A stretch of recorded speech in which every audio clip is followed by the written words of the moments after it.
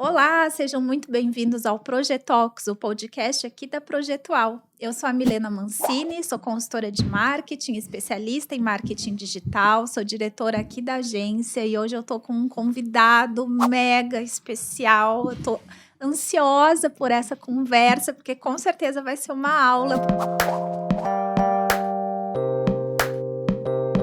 Professor Fernando Pianaro. Pianaro, obrigada por tu ter aceitado o nosso convite. Você sabe que para mim é uma honra, né? Você é uma referência.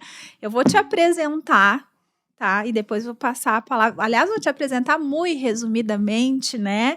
Gente, o Fernando Pianaro é economista, pós-doutor em Business Administration, com ênfase em coaching e estratégia nos Estados Unidos. É especialista em educação global, construção da cidadania e inteligências humanas. Isso eu já amo, né? Porque eu adoro marketing de relacionamento, de conexão com pessoas. E aí, gente, até deixa eu apresentar, falando em conexões, o livro mais recente, né, Pianaro? Esse é teu terceiro livro? Eu participo desse. Isso, coautor, né? Uhum. Olha que lindo o nome do livro, Conexões de Mentes, Corações e Negócios. E aqui o teu tema também é igualmente lindo, que é líderes transformacionais. Ai, Pianaro, amei. Então, assim, fala um pouquinho. Hoje a gente vai falar sobre liderança inclusiva. Perfeito. Quando eu te chamei, Pianaro, quando eu te convidei, eu pensei que a gente ia falar de neuroliderança. Tem a ver. Tem a ver. Não, mas aí eu amei mais ainda, né? Porque essa liderança inclusiva deve ser a liderança mais acolhedora e humana possível. Tem a ver. Bom, muito obrigado primeiro pelo convite. É um prazer estar aqui com você novamente, né? Agora gravado. Agora para gravar. Tá? E nós já temos aí um relacionamento já de alguns anos aí, né? É verdade. Pré-pandemia, inclusive. É verdade. E depois a gente se afastou um pouco em função disso, mas estamos aqui novamente. E cada vez mais buscando inovações, coisas novas. Então, essa questão da neurociência aplicada a business, o chamado neurobusiness, que engloba aí o neuromarketing, que é uma das tuas paixões, né?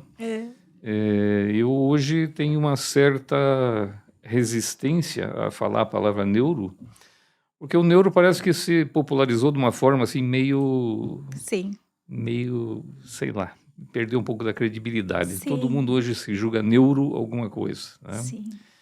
Neuropsicólogo, psicólogo já é neuro, né?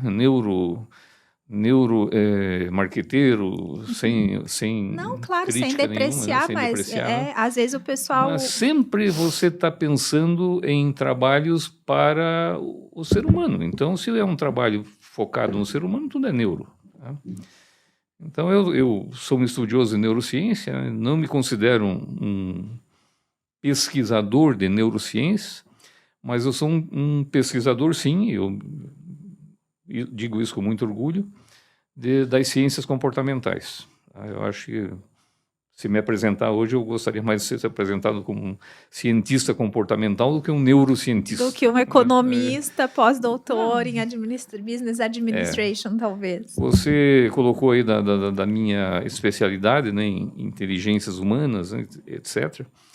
Esse é um curso que eu fiz depois do pós-doutorado, porque mesmo com o pós-doutorado, quando você vem num crescente de carreira, você sempre tem que aprender coisas novas. Então, você vai crescendo na tua profissão, na tua vida.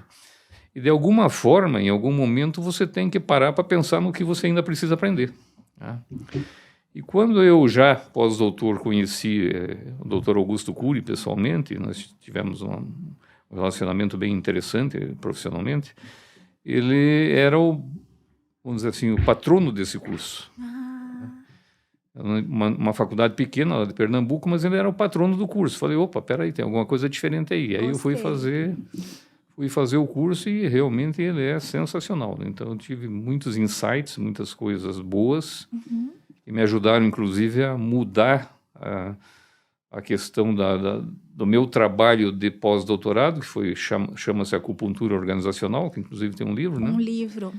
E que hoje está me levando a buscar uma segunda escrita. Estou refazendo esse livro, né? Estou começando a refazer esse livro, dentro desses novos conhecimentos. Com esse novo olhar. Com esse novo olhar. Tá?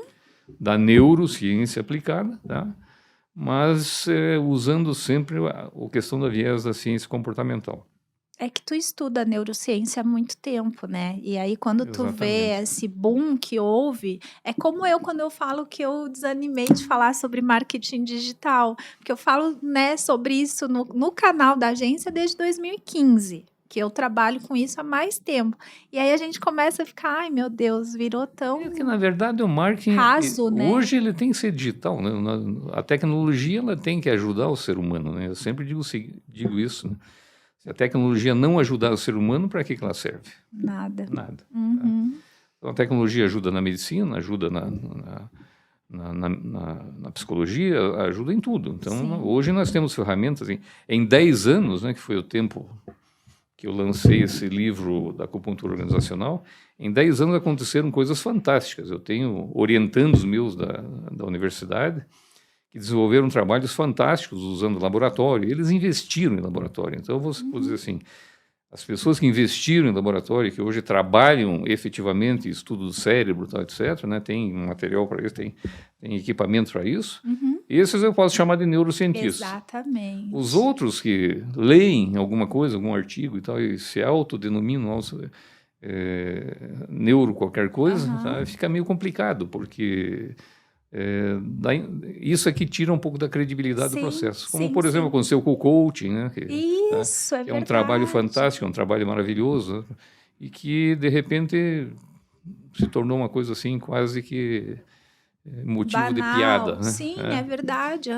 Se olha nas redes sociais, inclusive é motivo de piada. Então, precisa separar o joio do trigo. Tem que ter a questão muito focada no profissionalismo das pessoas, naquilo que elas produzem, né? Porque você tem que olhar o que se produz. Claro, tá? É verdade. Por isso que tu ficou de pé nessas áreas, né? Indo neurociência, popularizou, coach, mas na verdade tu é um estudioso e por isso que tu tá sempre... E eu acho que, por ser economia é uma ciência, eu acho que fora a questão biológica, foi a primeira ciência social do mundo, desde que o mundo é mundo, né?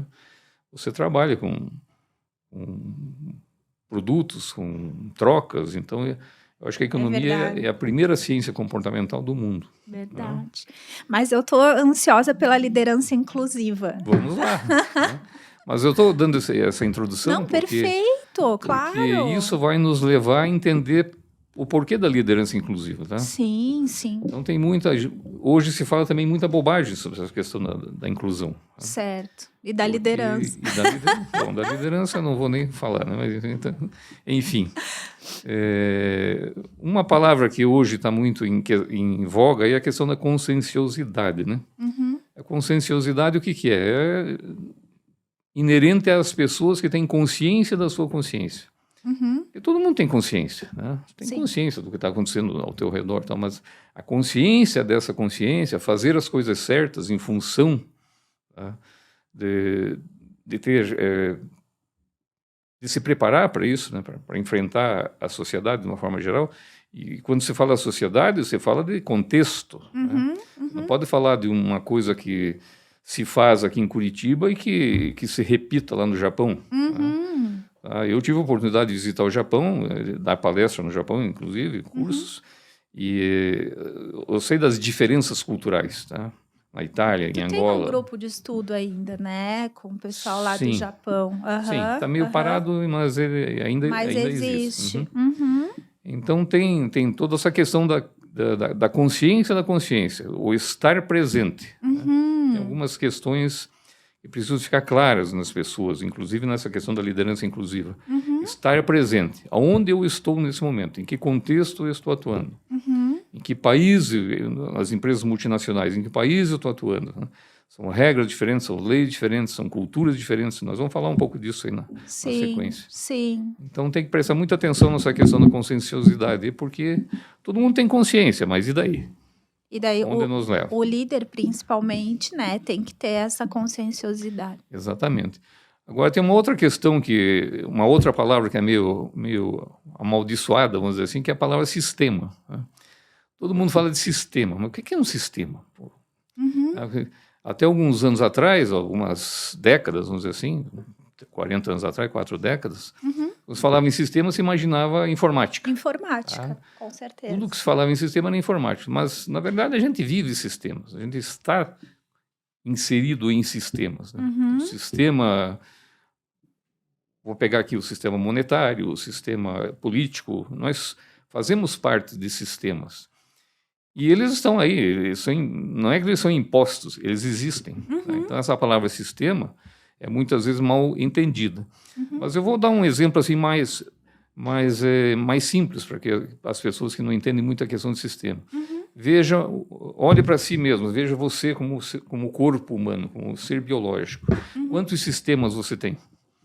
E você mesmo chama de sistema, sem saber. Então, você tem sistema nervoso, sistema venoso, sistema digestivo, sistema cardiológico. Tá? Então, são sistemas que funcionam de certa forma independentes, mas que fazem um todo. E se um deles falhar, todo o conjunto se deteriora. Sim. Tá? Então, se você pensar em termos sociais, é a mesma coisa. Nós vivemos em vários sistemas, se um deles falhar, o conjunto se deteriora. Claro, tá? claro. Então, tem que tomar muito cuidado com essa questão da palavra sistema, que nos leva para a questão da inclusão daqui a pouco. Claro, tá? claro. Para você entender que nós vivemos sistemas. E que não necessariamente, no mundo inteiro se vive sistemas, mas que não necessariamente geram resultados nem mesmo semelhantes em alguns países. Né? Pega uma cultura, vamos falar também de culturas, pega a cultura muçulmana com a cultura cristã, você tem formas diferentes de pensar, consciências diferentes. Então, a questão da conscienciosidade vai dizer respeito àquilo que você está vivendo numa cultura árabe, dos muçulmanos, ou numa cultura cristã, numa cultura judaica. Que tem até a questão da aceitação ou não, né? Exatamente, esse é o grande problema. Nós vamos começar a entender aí da questão da inclusão, né? Da questão da liderança inclusiva. Mas essa questão de sistemas, ela já é estudada há muito tempo. O Dante Alighieri, no ano de 1300 aproximadamente, quando ele escreveu a Divina Comédia, ele já falava de sistemas. Certo. Sem entender de sistemas e sem escrever, né? Porque quer dizer, não tinha imprensa. Então, eu não sei como que foi escrito a Divina Comédia, enfim. Então, né? Mas ele tinha lá nos sistemas do inferno, por exemplo, né? No famoso livro da Divina Comédia, e tinha 9 sistemas, 9 círculos, que ele chama, né? Sim. Que chama-se o limbo, o vale dos ventos, que é a luxúria, né? Veja que ele traz um pouco também a questão do cristianismo, né? Mais ou menos associado a isso. Porque sempre a cultura vai impactar, né? Exatamente. Tem Lago da Lama, Colinas da Rocha, Rio Estige e os outros sistemas. No Purgatório, que também faz parte da Divina Comédia, ele trouxe 7 sistemas, ou 7 círculos. Orgulho, inveja, ira, preguiça, varejo, gula e luxúria. Aonde que está isso na cultura cristã? Nos pecados capitais. Claro, claro. Então, você tem sempre uma associação. Sim. E a gente precisa entender isso. Por que é que existe associação? E no sistema do paraíso, veja isso em 1300. Sim. Ele trouxe o conceito de esferas, 9 esferas, e veja quais eram as esferas. Lua, Mercúrio, Vênus, Sol, Marte, Júpiter, Saturno, todas as estrelas fixas, e uma estrela máxima chamada Primum Mobile, né? Agora vem uma pergunta aí. Em 1300, o Copérnico ainda não existia. Tá? Então, o sistema solar, da forma como é conhecida... Só vinha depois. Só veio depois. Então, como é que esse cara, em 1300, já conseguia enxergar isso? Tá? Então, tem alguma coisa muito, eu diria, mística, assim, vamos dizer, né? Por que é que algumas pessoas conseguiram enxergar isso da forma como enxergaram? Entendi. Tá? Em 1759... o Adam Smith, que é o pai da economia, né? Ele escreveu lá vários livros de economia, que são famosos de economia, né? Mas escreveu um livro chamado Teoria dos Sentimentos Morais, tá? Que se você ler este livro hoje, é a base do que nós falamos hoje de inteligência emocional. Entendi. Entendeu? Então, já em 1759, o cara já esmiuçou isso. E antes disso, em 1712, o Bernard Mandelau, ele escreveu um livro chamado A Fábula das Abelhas. De uma forma irônica, né? tem tradução já em português, de uma forma bastante irônica, mas que ele mostrava uma associação da colmeia com a sociedade, com as cidades, né, de uma forma geral, e mostrava a importância, tá, de cada elemento daquele dentro da sociedade. E como ele escreveu de uma forma irônica, talvez ele não tivesse tido tanto sucesso, vamos dizer assim, como o Adam Smith, mas é um livro muito interessante, né? Faz sentido e traz assim uma análise crua da sociedade da época, né? Muito. Mas se você associar com o que nós temos hoje, ela não mudou muito. Entendo, é totalmente aderente. Né? Então são coisas que se fala hoje em liderança, inclusive, mas já existia. Né? Tá? O modelo econômico era diferente, mas já existia. Então, aí quando a gente fala também da inclusão e da liderança e dos sistemas nas redes sociais, parece que o povo, ou a inteligência emocional, parece que as redes descobriram isso agora, que é novidade, que a pessoa inventou. E olha de quando que isso vem, né? Mas, na verdade, isso é uma questão de gerações, né? As novas gerações, né, apesar do volume de informação que eles têm hoje nas redes sociais, eles não conseguem associar isso. Não conseguem dar uma sequência para isso. Então, milhares, milhões de informações por dia, né? Você não acha que daí as informações ficam todas soltas? Estão todas soltas. Então... E aí o que eu vejo, que eu fico maravilhada, esse é o podcast que eu tô mais quieta, porque eu escuto você falar, eu penso assim, quando a gente escuta um professor falar, a gente tem que ficar quieta, né, para absorver. Não, eu sou questionadora e você sabe. Mas então quando a gente vê um professor inteligente falar... conhecedora, a gente fica quieta para absorver o máximo possível. Então, tu vai falando, eu vou ligando, assim, e eu fico apaixonada, né, de ver. Você sabe que eu fui convidado uma época a fazer uma palestra para um grupo de religiosos numa igreja aqui de Curitiba, católica, né? E eu ia falar da acupuntura organizacional. Então, o tema acupuntura, ele já tem uma certa resistência por ser uma questão oriental, né? Chinesa e tal. Mas eu fiz uma associação da Bíblia, né? Tudo que eu falei tinha associação com a Bíblia. E os caras ficaram assim, pô, mas isso está na Bíblia? Tá, é o capítulo João, Marcos, Mateus, né? Mas é verdade, a gente nunca tinha pensado nisso. É isso, as coisas... já estão escritas há muito tempo, né, por grandes pensadores, Santo Agostinho, um cara sensacional, sensacional. Né? E o Santo Agostinho era da África, era um africano. Né?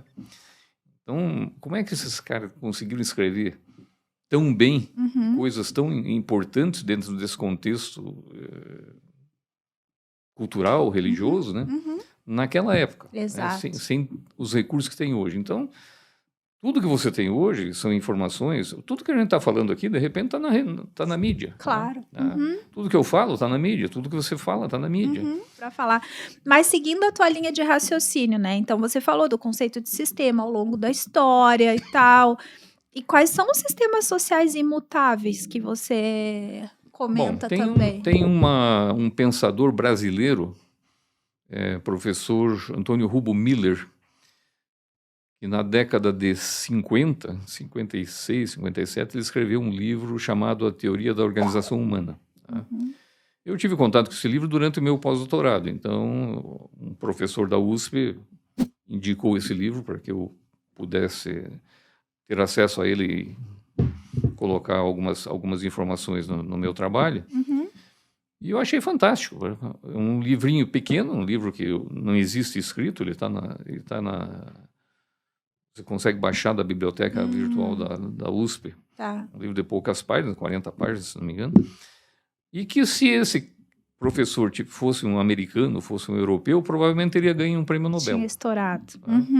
Mas como era professor da USP, não tinha assim... naquela época, nós não tínhamos esse modelo de divulgação que existe hoje nas mídias. Acabou sendo meio que esquecido.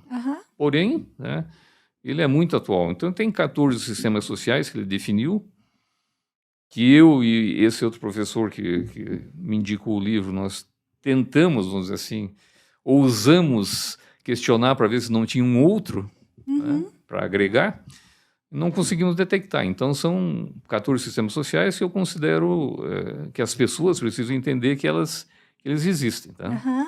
E o primeiro deles é o chamado sistema de parentesco. Ou seja, as pessoas vivem numa família, Uhum. tá? Vêm de uma família. Então, existe um primeiro sistema social que é o parentesco. E se você pegar a tua história pessoal, você teve uma formação Uhum. única, mesmo que você tivesse irmãos, e mesmo que Sim. fossem irmãos gêmeos, Sim. tá? A tua formação é única. Você veio de Pelotas, né? Aham. Você cresceu em Pelotas, uma cidade pequena, né, no interior. Depois veio para uma cidade maior, tudo bem. Mas este modelo mental que você desenvolveu para você é único. É único. Então não adianta você querer classificar as pessoas de uma forma padrão. Padrão. Tá? Isso é que me encanta. Agora, Cada um é um, cada ser é Exatamente. único, né? então você que trabalha na área de marketing, como é que você vai trabalhar o processo de massificação de um produto? Exatamente.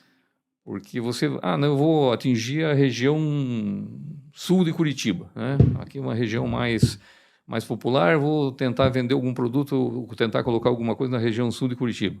Mesmo assim, são pessoas Com diferentes, certeza. são famílias diferentes. Então, Com certeza. a questão do parentesco é o primeiro sistema social que você vive. Tá? Uhum. O segundo sistema social que você vive todos os dias é o sanitário. Uhum.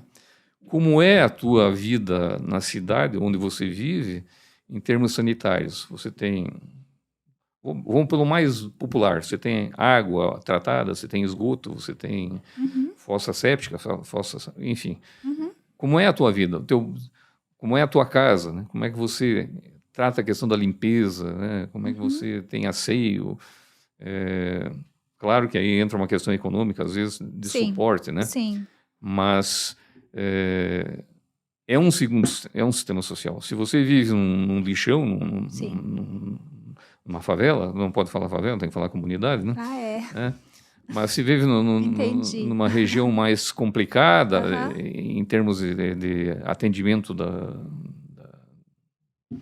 gestão pública, Uhum. o modelo é diferente. Então, aquela criança que estuda ali na escola, padrão, né? Tem uma escola no meio das duas comunidades. Uhum. E uma criança que tem todo o processo sanitário aqui, as famílias são bem estruturadas. Tem outra aqui que não tem família estruturada e vive numa situação precária, tá? Como é que você vai fazer junção disso? Como é que a gestão pública vai fazer junção disso? Tá? Então, tem tudo isso para ser avaliado como é um sistema social. É um sistema, sem Tá? dúvida. O terceiro é o de manutenção. Como é que você se mantém? Uhum. Tá? Qual é o teu processo de manutenção? Você tem um trabalho? Sim. Tá? Você tem uma renda? Você tem uma empresa? Você é empregado? Você é empresária? Uhum. Uhum. Tem gente que acha que empresário vive só do bom e do melhor, né? Tem. Tem gente, tem. Uma aguinha. Só vê, tem uma frase, né? Só vê os uísque que eu tomo, não vê os tombos que eu levo. Então, esse é outro sistema social. Um quarto sistema social da lealdade. A lealdade não tem a ver com fidelidade. Fidelidade tem a ver a respeito de um casamento, etc. Mas a lealdade é como você se comporta em relação às pessoas com as quais você convive. Que lindo esse, né? Você é leal a eles, né? Você é capaz, por exemplo, de ver um erro da pessoa, uma coisa, e não fazer uma crítica pesada ou não fazer fofoca daquilo, né? Que é muito comum, né? Com certeza. Um quinto sistema social é o do lazer, Uhum. que é necessário. Todas as pessoas precisam de lazer. Tá? Não, eu trabalho 7 dias por semana. Não é assim. Você precisa ter um momento de Vai lazer. pirar. Qual é o lazer? O meu lazer é assistir Netflix. Tudo bem. Sim. Não vou questionar. Sim. Dependendo do tipo de filme que você assiste, né? De repente você aprende bastante. Mas não é lazer bom ou ruim, é lazer aqui, né? O meu lazer é jogar uma bolinha com os amigos no fim de semana. Tudo bem, é outro processo. Agora, não esquecer que quando você tem no sistema... Veja a integração do sistema. No sistema de parentesco, se você tem filhos, tal, etc., você tem que ter um lazer associado a isso. Exatamente. Aí que os sistemas começam... Você tem que ser leal a isso. Sim. Tá? Então, os sistemas começam a se integrar. A se integrar. Tá entendendo? E um interfere diretamente no Totalmente. É outro. por isso que eu falei no início que se um falhar, Sim, o todo, o conjunto não o conjunto funciona. falha. Tá? Um sexto sistema social é o viário. Uhum. Como é que você se desloca? Como é que você se mantém o teu deslocamento do trabalho para casa para o trabalho, para a escola, para a faculdade? Tá? Isso é bom, é ruim? Né? Isso interfere na vida das pessoas? Totalmente. Totalmente. Veja uma cidade grande onde as pessoas têm que se deslocar muito para chegar no trabalho, muito tempo. Não vou citar nomes de cidades aqui, mas Claro. eu com frequência vou para uma outra cidade aí, eu chego lá às vezes muito cedo, né, e pego o metrô e eu conversei uma vez com uma moça que fazia 3 horas que ela estava no transporte coletivo, quer dizer, ela saiu, pegou um ônibus para ir para o metrô, Sim. e do metrô ela ainda ia pegar um ônibus para chegar no trabalho. Sim. É só ver a integração do sistema. Daí vem o pedagógico, né, o sétimo sistema é o pedagógico, como você aprende. Tá? Existem vários. Eu podia até aumentar um pouco isso, porque hoje você tem a andragogia, né, a pedagogia mais focada em crianças, tá, etc. A andragogia para adultos, né? E tem a eutagogia, né, com H na frente. A eutagogia é como você aprende sozinho, como você tem interesse em aprender sozinho. Você consegue pegar um livro e ler e aprender e fazer anotações ou criar produtos a partir daí, entendeu? Serviços, né? Então, esse é outro sistema. Certo. Que está na cabeça de todo mundo. Sim. Você está andando de ônibus ali, né? E é uma das coisas que eu gosto de ver as pessoas, às vezes, lendo no ônibus. É verdade. Né? Eu tenho um tempo, vou demorar meia hora, 40 minutos. Fazer alguma coisa útil, né? Estou lendo, sei lá, no meu tempo, Roy Rogers, né? Tinha uns livrinhos do Roy Rogers. Mas eu estou lendo, vendo palavras novas, estou vendo construções semânticas. Está né? ativando o cérebro. Ativando o cérebro, estou criando sinapses neurais, então estou trabalhando em cima disso. Tá? O patrimonial é o oitavo sistema. Né? Como você... o que você tem? O que você conseguiu amealhar em termos de patrimônio? E o patrimônio, às vezes, não significa casa, carro, tá, etc. Pode ser até um patrimônio cultural. Né? Estou investindo em curso, estou fazendo... tem uma moça agora que eu conheço, que está na Nova Zelândia, está investindo em intercâmbio e aprendendo língua, aprendendo cultura. Não sei se volta, mas enfim. Se voltar, ela vem com uma outra bagagem. Sim, ela construiu. Isso também é um patrimônio. Claro. Tá? Então, o patrimônio pessoal, intelectual que você tem. Intelectual, sem dúvida. Agora, se você é um investidor, então, etc., não está trabalhando com imóveis, automóvel, tudo bem, é outra questão. Mas esse é outro sistema. Tá? E que interfere também em todos os outros. Inclusive no sono, lá na questão. É verdade. Se vai deitar e dormir, né? O nono sistema de produção. O que você produz? O que você faz para a sociedade? Você nunca produz para você. É verdade. Ninguém produz nada para si próprio. O décimo sistema, que ele chama de religioso, eu chamo mais de espiritual, né? Certo. Como é que é a tua relação com a parte de espiritualidade, né? Tá? Se diz assim, os ateus... Tem muita gente que diz que os ateus não têm espiritualidade. Não, os ateus têm espiritualidade. Inclusive, talvez até mais avançada do que as próprias pessoas que frequentam uma religião.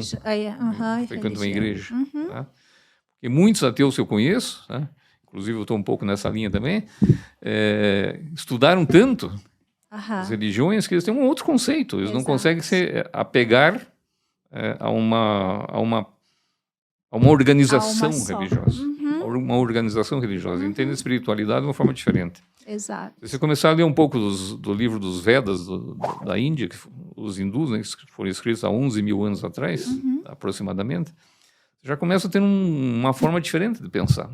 Tá? Como é que os caras naquele tempo já pensavam nisso, já se organizavam dessa forma? Tá?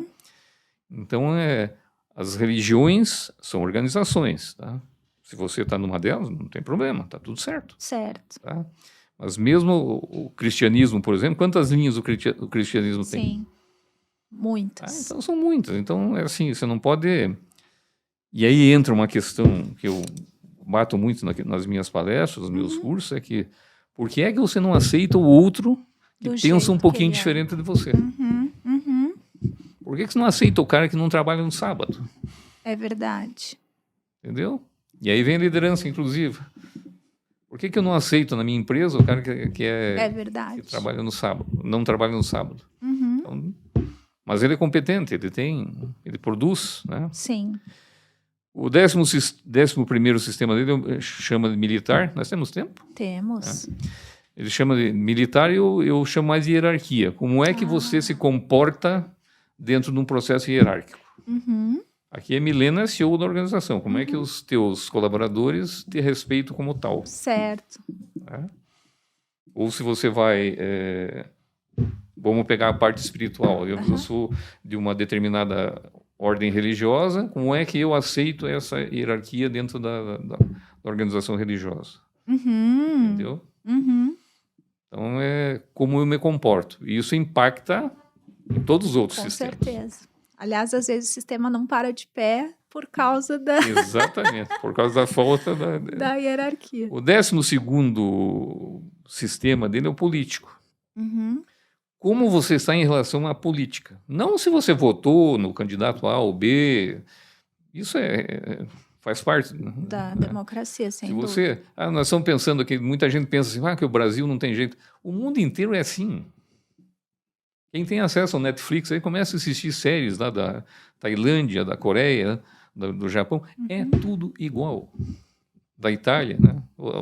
Como de origem italiana, só vou citar um aqui, o Suburra, né? É uma série italiana que mostra exatamente como é que funciona. Inclusive a questão das ingerências políticas na religião e da religião na política. Da política. Tá? Uhum. Então, mas assim, a questão política, como é que você, como cidadão, como pessoa, encara a questão da política? Uhum. Cumpre seus objetivos? Tá?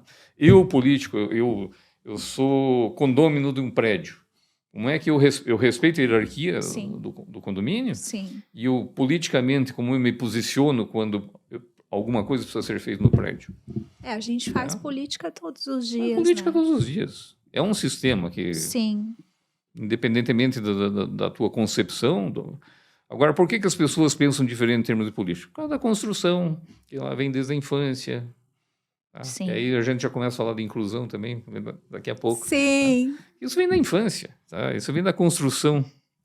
O 13º sistema dele é o jurídico. Uhum. Como você se encontra juridicamente na sociedade. Está em dia com as obrigações legais. O imposto é muito alto.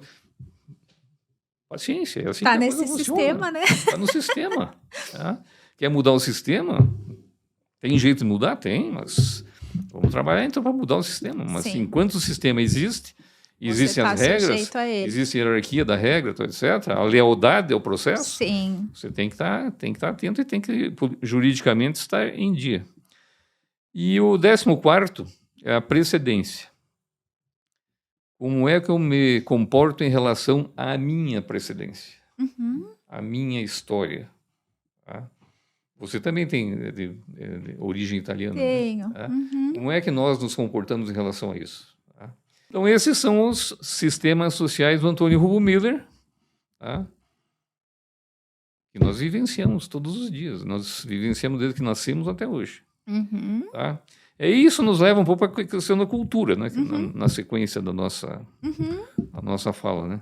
E tudo isso traz para nós uma questão de cultura. E existem culturas que nós vivenciamos também, tá? Para que nós acabemos na questão da liderança inclusiva. Existe uma cultura chamada cultura individual, que é uma questão pessoal. Certo. Uma questão social, uma questão cultural, uma questão organizacional. Quando eu nasci, onde eu cresci. Sim. Que aí vem todos aqueles sistemas sociais, familiar, todos aqueles sistemas sociais que nós já conversamos. Como é que eu cresci dentro disso? Criou a minha cultura. Como é que a Milena, nascida em Pelotas, você saiu de lá com quantos anos? 18. Pois é, então, esses 18 anos vividos lá, como é que você criou-se lá? Sim. Como é que você absorveu as coisas lá? O teu mundo era aquilo ali. Com certeza. Meu sistema familiar, pedagógico, tudo. Né? Sanitário. Claro. Agora, você não pode se comparar com uma pessoa que nasceu em Quixeramobim, lá no interior do Ceará. Não. Que eu conheço bem lá também. Outra realidade moldou realidade. E é outra cultura, né? Totalmente. Então, formas de expressão, inclusive, que são totalmente diferentes. Então, essa cultura é muito individual. Tá? Existe essa cultura individual. Quando nós vamos para o ambiente de trabalho, nós caímos numa outra cultura, chamada cultura empresarial. Tá? E aí nós temos que adaptar a nossa cultura individual à cultura empresarial. Aí nós vamos ter que falar em missão, visão, valores da empresa, que pode estar em conflito com os meus valores. Pode. E se estiver em conflito, eu estou no lugar errado. Exatamente. Tá? E uma questão de recursos, né? Eu posso ter um potencial para desenvolver coisas fantásticas, mas dentro daquele ambiente empresarial eu não tenho recursos. Não consigo. Tá? E uma das atitudes mais inteligentes das lideranças inclusivas, inclusive, é apontar isso. Você está no lugar errado. Na boa, claro. Sem ser... sem dizer, não, eu vou te mandar embora porque você não se adapta aqui. Não, você realmente... Talvez você esteja aqui por um momento econômico, até de suporte econômico, mas você tem potencial e pode e deve procurar outros... Uma empresa mais disruptiva ou mais tradicional. Exatamente. Mas, né? São perfis. E aí, quando eu saio também, aí eu me caso ou não caso, enfim, mas eu tenho alguns compromissos da empresa, eu começo a ser um pouco mais cidadão, né? Eu tenho que me acostumar a uma cultura nacional. E a cultura nacional tem costumes, história, política, leis, a própria economia e a consciência coletiva. Agora, você nasceu em Pelotas, veio para Curitiba. E se de repente você tivesse uma oportunidade de trabalhar no Canadá, tá? É outra cultura nacional. Com certeza. E você se adapta? Que é aquilo que se diz, né? O que é socialmente aceito no Brasil pode não ser socialmente aceito. Ou vai para o Japão, né? Como os meus amigos lá dos japoneses. Com certeza. A Patrícia, que você conheceu lá também, né? A Patrícia foi para lá com 18 anos.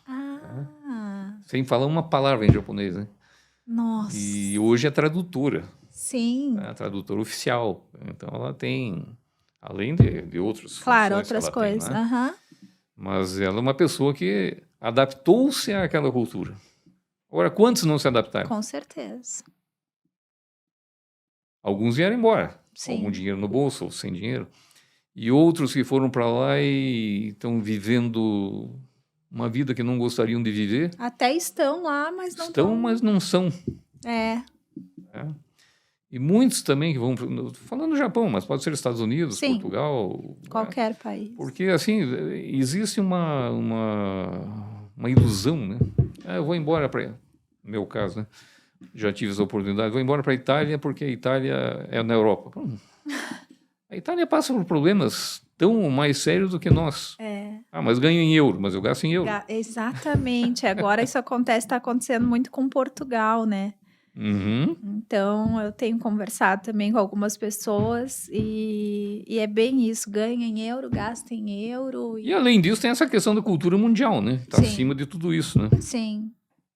O que a gente fala de cultura mundial hoje? Conhecimento. Conhecimento hoje é globalizado, então nós temos também a questão da globalização. Sim. Não existe mais barreiras para o conhecimento. Não existe barreira para nada, mas na verdade só as barreiras físicas de pessoas, né? A questão da tecnologia, que é inerente ao mundo todo, né? Está espalhado no mundo inteiro. A questão macroeconômica, que é uma questão séria, né? Tem muitas questões que precisam ser avaliadas. Tem uma questão de mudanças estruturais, a própria tecnologia vai empurrando essa questão das mudanças estruturais para goela abaixo, né? Isso não tem o que fazer. Né? Você tem que estar constantemente se atualizando, se ajustando, né? As alianças estratégicas, né, que são uma questão mais política do que nós podemos imaginar, né, mas são alianças que nos impactam em todos os sistemas sociais. Né? Aí vem a questão da liderança, que é o tema do... Exato, da diversidade. Como é que o líder tem que enxergar isso? Então, veja a responsabilidade de um líder para entender isso. O Gardenwaltz, ele colocou em 2011, se não me engano, eu tenho o livro dele de 2011, 4 dimensões da diversidade. Tá.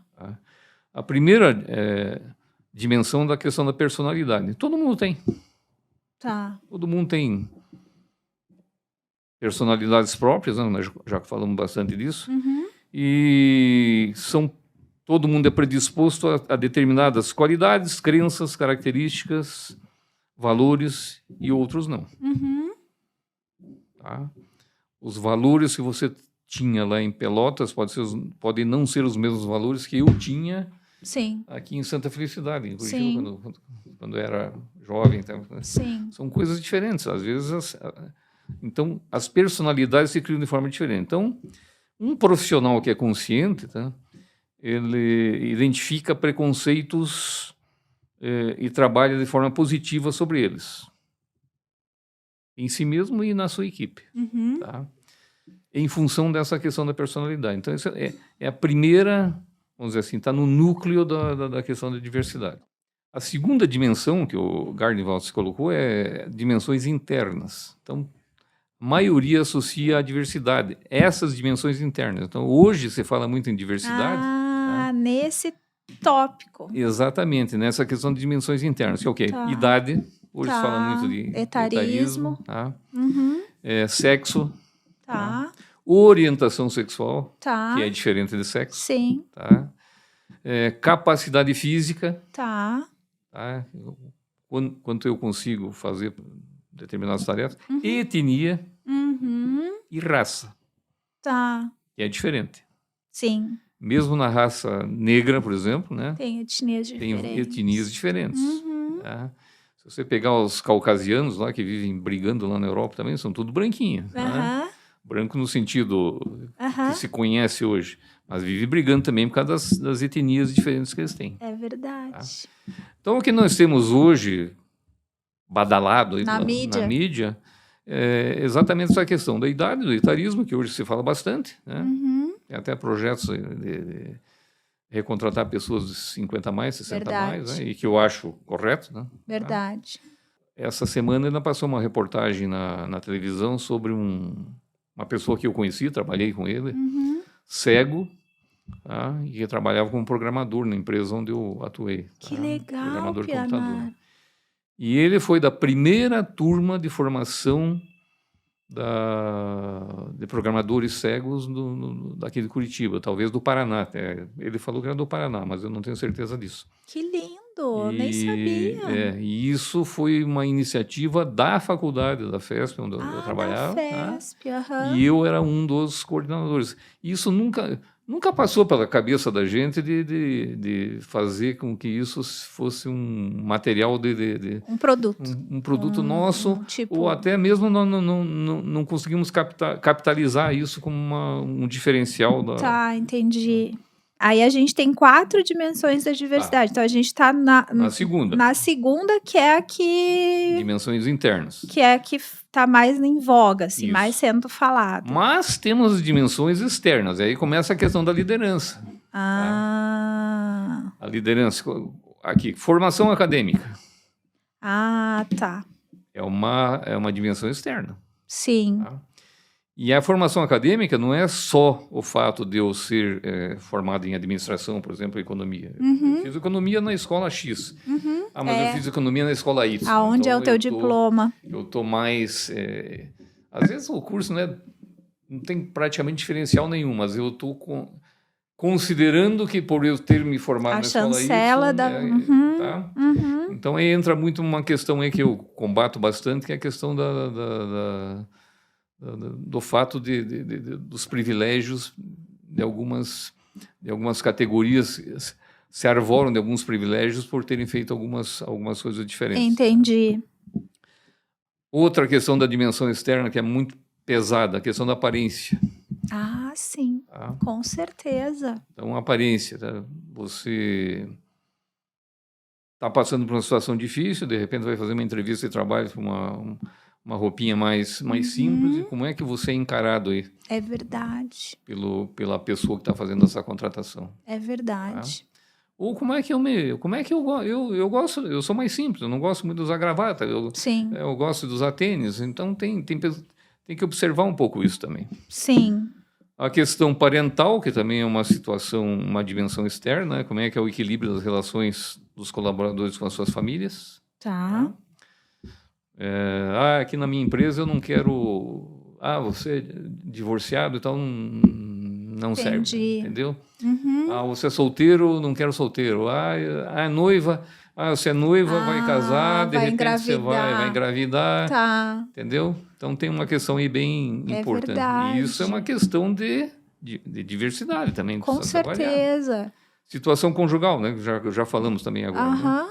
A questão da religião, né? Crenças e valores adotados. Que foi o que você falou, não pega batista porque não trabalha sábado. Isso é uma dimensão muito pesada, tá? Sim. Hábitos pessoais, comportamentos inerentes à personalidade em ambientes em que atua ou compartilha. Quais são meus hábitos pessoais? Eu, como líder, esse cara não quero porque ele, no fim de semana, ele vive dentro da igreja. Ou esse cara, não quero porque ele é surfista. No fim de semana ele vai para a praia, vai começar com aqueles sinaizinhos, não me interessa, tá? Tá. E a questão da experiência profissional. Tá. Histórico de atividades e envolvimento em tarefas inerentes à prática de suas... Então, não tem experiência profissional, mas você detecta o potencial, cara. E aí você verdade. Exclui, às vezes, porque... Quando tu falou do conhecimento acadêmico, ou da formação, ou do diploma, eu já pensei na linha de corte enorme que tem aí, né? Olha quanta gente a gente exclui de cara por uma dimensão externa. E, às vezes, uma questão de... a gente faz isso mesmo, né? O sistema. O sistema faz com que a gente faça isso. Nossa, com certeza. Para você ver como ter o acolhimento à diversidade dentro de uma empresa é você ter isso, né? O Papa Francisco até fala que não existe mãe solteira, existe mãe. Sim. E de fato, quando você estava falando do divorciado solteiro, da noiva, essa questão da mãe solteira também, ou da... aí eu já trago pro meu cenário de mulher, né, que realmente tem esse não acolhimento, muitas vezes, às mães de crianças pequenas, porque se pressupõe que elas têm jornada eu tripla. Presenciei, numa época, numa empresa onde eu trabalhava, eu presenciei uma pessoa do RH e a gerência, né, que estava contratando, excluiu uma mulher, né? Você falou de mulher, porque ela foi muito maquiada na entrevista. Tu vê, né? E de repente, vamos supor aqui que ela tinha olheiras enormes. E ela tinha uma experiência profissional fantástica. Não, mas eu digo assim... A aparência dela matou. Sim, mas o que eu quero dizer é o seguinte, de repente ela tinha olheiras enormes, e daí para não acharem que ela era desleixada, porque, né, ela se maquiou, aí ela foi maquiada demais. Nossa, gente, Então, isso é exclusão. Com certeza, com certeza. Eu diria até que é um preconceito. Agora vamos colocar as coisas às claras. Quanto isso acontece hoje? Muito. Muito. E qual é a quarta dimensão? Organizacional. Por isso que eu anoto, porque daí eu vou seguindo a tua linha de raciocínio. Organizacional, que é a questão de oportunidades... vamos dizer assim, está num nível de classificação funcional da organização. Que nível ou classificação funcional da organização você pode assumir? Que natureza de campo de trabalho? Por exemplo, eu tenho uma neta que está se formando em veterinária. Ela gosta de trabalhar com animais de grande porte. Tá? Mas é uma área em que o masculino ainda domina.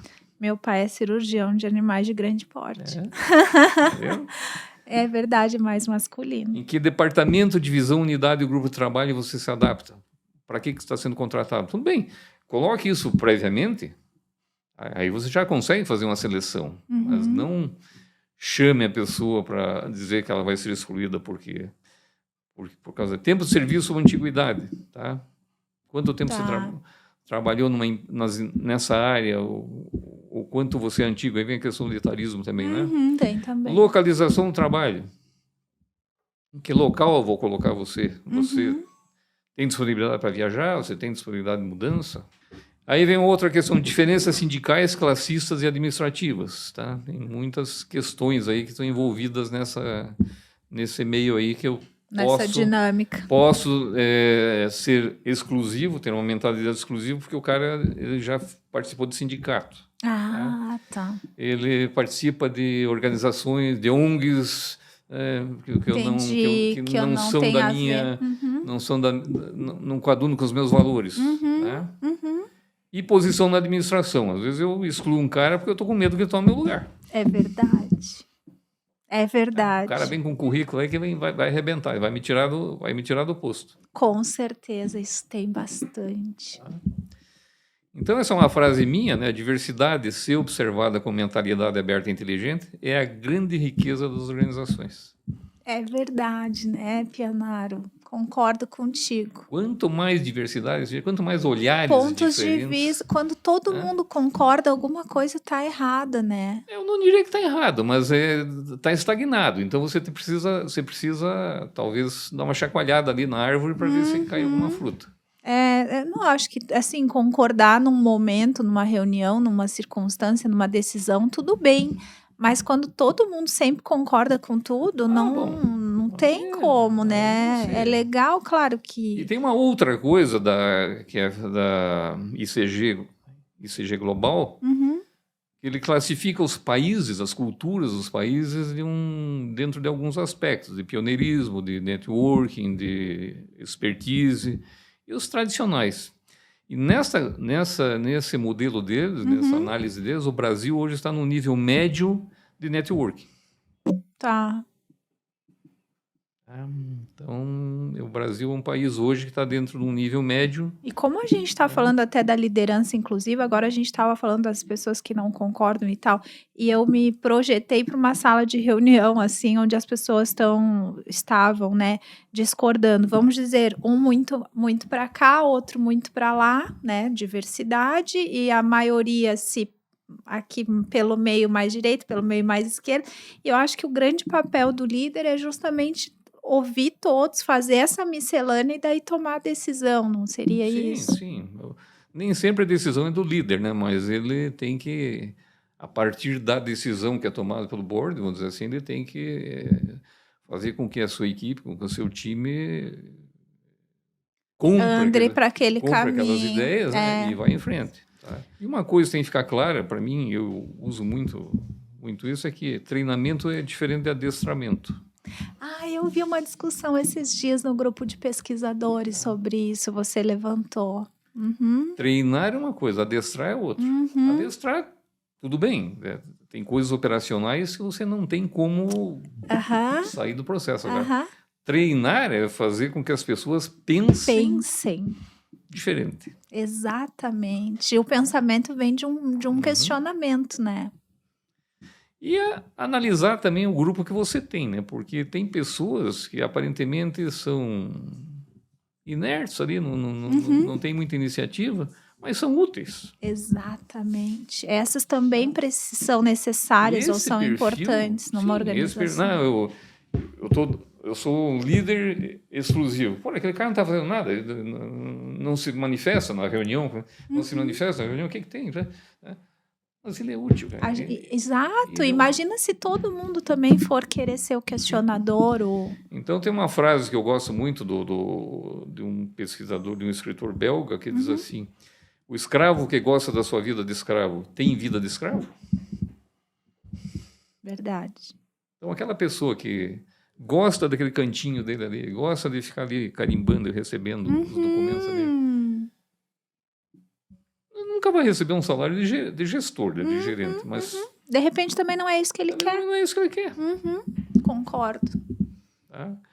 Então, quando a gente fala muito de liderança inclusiva, a gente está falando de inteligência social.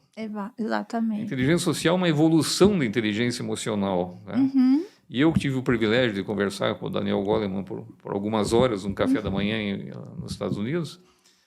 Ele já... a inteligência emocional... que ele é conhecido no mundo inteiro como inteligência emocional, na verdade foi uma compilação que ele fez de outros 2 pesquisadores anteriores, inclusive, né? Que lançou como inteligência. Então, ele é o conhecido da inteligência emocional, mas hoje ele fala em inteligência social.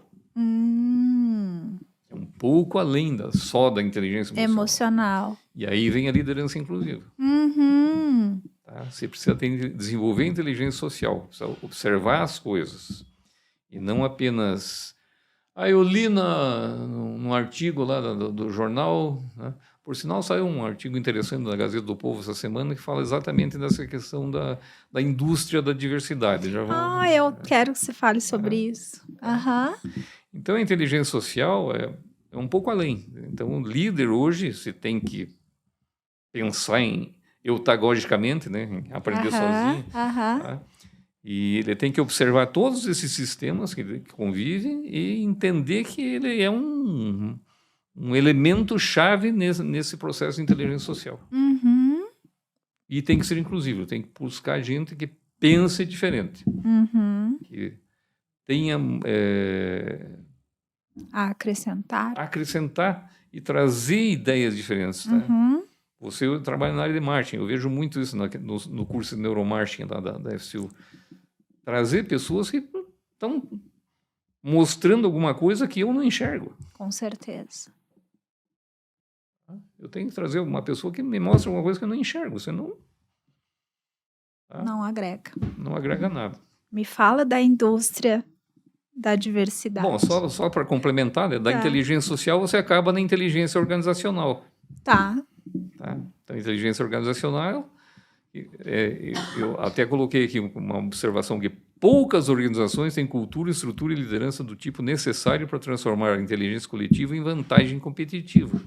Certo, é verdade. Isso, as empresas que se destacam hoje estão em vantagem porque têm inteligência organizacional, que vem da inteligência social, que vem da inteligência emocional.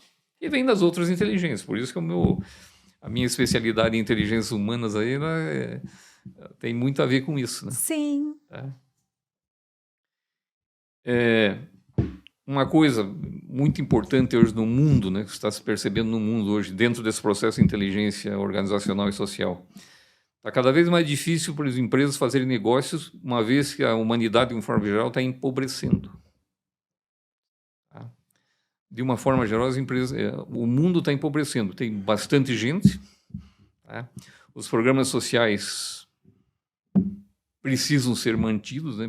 Precisam crescer, inclusive, para poder atender essa massa. A questão é a concentração de renda. Não é só no Brasil, vamos insistir nisso. Não é só no Brasil. Sim.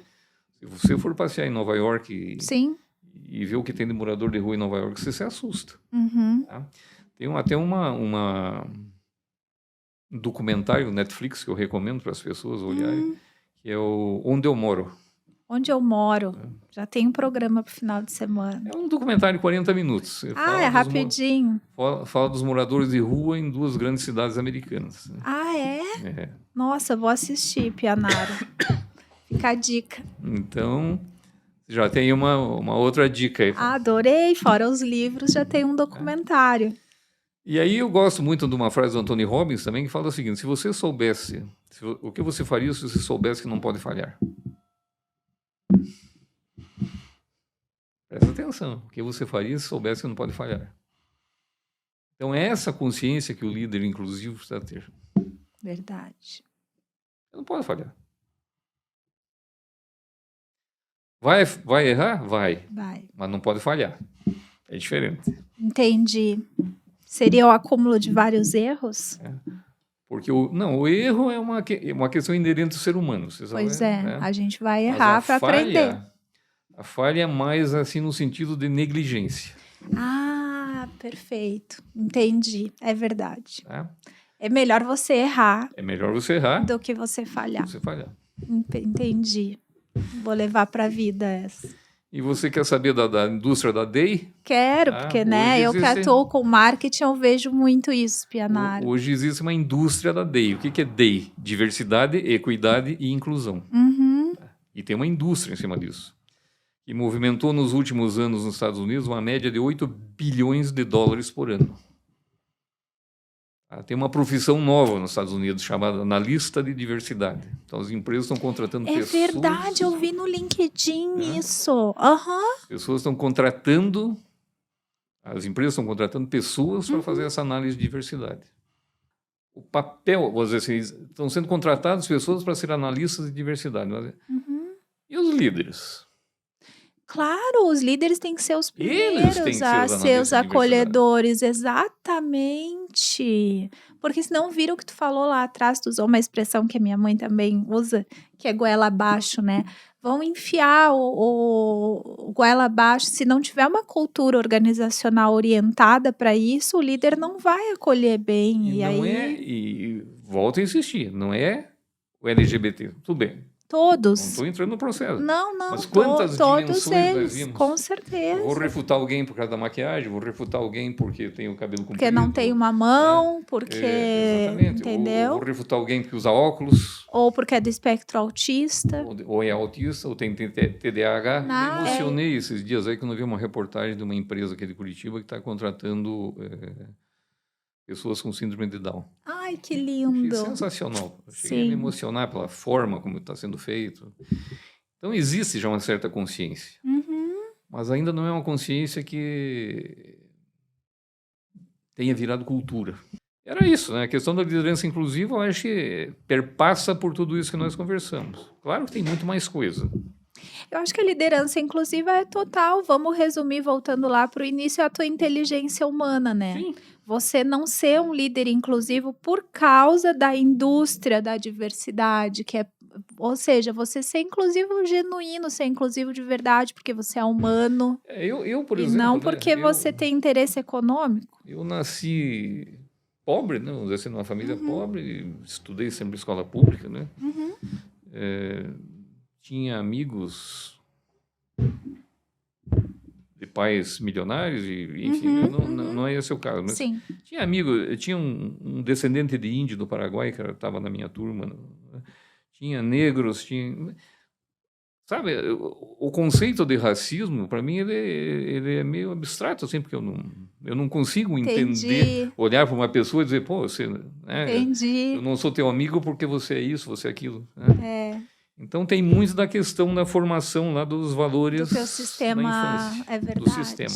Com certeza. Por isso eu trouxe a questão dos sistemas, a teoria da organização humana para construir uma linha de raciocínio. Pianaro, tu nos deu uma aula, estou super honrada, quero te agradecer para a gente finalizar, quero agradecer por tu ter vindo, tu sabe que eu sou passado o tempo. Sou tua fã, tenho certeza que todo mundo ficou até o final, porque foi show uma aula dessa. Então, queria ver se tu quer deixar algum ponto de contato, ou teu LinkedIn, ou tuas redes sociais, enfim. É só procurar Fernando Pianaro lá, você vai encontrar. Só tem um. Então, muito obrigada. Não, tem um na Itália também. Tem um, sabe que tem uma Milena Mancini, atriz, na Itália, e aí às vezes marcam o meu @ achando que é o dela. É engraçado. Então temos nossos homônimos, né? Mas no Brasil, acho... Ah, tu conhece? Da família. Ah, então. Então, gente, queria agradecer vocês também por terem nos acompanhado até o final. Não esqueçam de se inscrever no canal youtube.com/Projetual Comunicação. Um novo episódio toda semana, Pianaro. Ainda vou te chamar aqui de volta. Será um prazer. Obrigada. Viu? Gente, um beijo e até o próximo.